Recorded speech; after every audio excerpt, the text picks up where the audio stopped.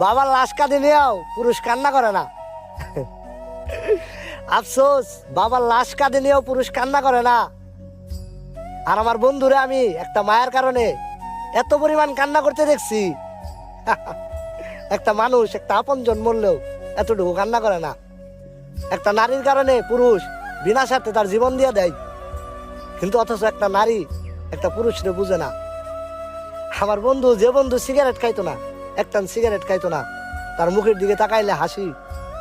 আর সেই বন্ধুর মুখের দিকে আজ তাকাইলে আমার নিজেরই কান্না হয়, শুধুমাত্র একটা নারীর কারণে।